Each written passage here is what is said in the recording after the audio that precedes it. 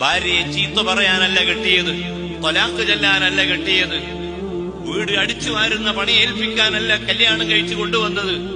അവളെ ഏറ്റവും മാന്യമായ രൂപത്തിൽ ശ്രദ്ധിക്കുകയും അവൾക്ക് ആവശ്യമായത് വാങ്ങിക്കൊടുക്കുകയും അവളെ ഉപദേശിക്കുകയും ചില യാത്രകളിലൊക്കെ അവളെ കൊണ്ടുപോവുകയും ചെയ്ത് ആ ഭാര്യയുടെ അവകാശങ്ങൾ പരിരക്ഷിക്കുന്ന വലഹുന്ന മിസ്ലുല്ലദി അലൈഹിന്ന, പുരുഷന് ഏതെല്ലാം അവകാശങ്ങളുണ്ടോ ആ അവകാശങ്ങൾക്ക് സ്ത്രീക്കും ഉണ്ട്.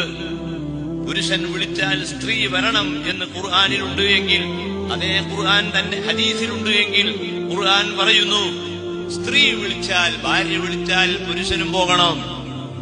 ഭാര്യ വിളിച്ചു, ഭർത്താവിനെ വിളിച്ചു, നിങ്ങളൊന്ന് വേഗം വരണം, നീ പറഞ്ഞത് കേൾക്കാനല്ല ഞാൻ എന്ന് പറയാതെ ആ ഭാര്യ പറഞ്ഞത് കേട്ടുകൊണ്ട് ആ ഭാര്യയെ സ്നേഹിച്ചും ഇഷ്ടപ്പെട്ടും കൊണ്ട് ജീവിക്കേണ്ടവനാണ് ഭർത്താവ് എന്ന മെസ്സേജ് ഈ ലോകത്ത് കൊടുത്തിട്ടുള്ള ആളാണ് ഹബീബ് റസൂലുള്ളാഹ്.